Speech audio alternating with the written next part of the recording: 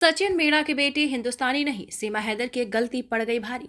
PUBG वाले प्यार के बाद 4 बच्चों को लेकर पाकिस्तान से भारत आई सीमा हैदर एक बार फिर से मां बन गई हैं। सीमा हैदर ने सचिन मीणा की पहली बेटी को जन्म दिया है।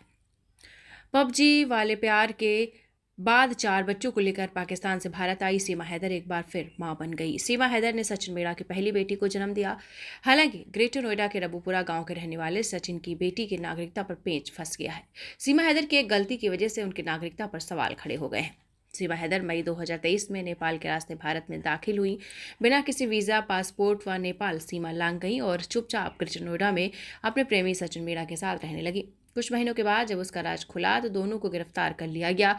बाद में उन्हें जमानत मिल गई। सीमा हैदर ने बाद में सचिन मीणा से शादी कर ली और उसी के घर में रहने लगी। लेकिन बाद में भारत में अवैध तरीके से दाखिल होने का मामला अदालत में लंबित है। भारतीय नागरिकता कानून के प्रावधानों के मुताबिक भारत में जन्म लेने वाला हर बच्चा भारतीय नागरिक होगा यदि उसके माता पिता यहाँ के नागरिक हैं। यदि माता और पिता में से कोई एक विदेशी है तो भारतीय नागरिकता बच्चे को हासिल होती है। लेकिन इसके साथ स्पष्ट किया गया कि माता या पिता जो विदेशी हो वह अवैध तरीके से भारत में ना दाखिल हुआ हो। बच्चे के जन्म के समय उसके पास वैध वीजा और पासपोर्ट आवश्यक है। सीमा हैदर इस शर्त को पूरा नहीं करती। ऐसे में सीमा और सचिन की बच्ची को जन्म से भारत की नागरिकता हासिल नहीं हुई। यदि सीमा हैदर वैध वीजा और पासपोर्ट लेकर आई होती तो भारतीय जो बच्ची है बच्ची को भारत की नागरिकता मिल जाती। कहने का मतलब यह है कि अगर सीमा हैदर इसी तरीके से अगर अच्छे तरीके से भारत में एंट्री की होती, अगर उनके पास वैध वीज़ा और पासपोर्ट होता तो इसमें कोई भी परेशानी नहीं आती।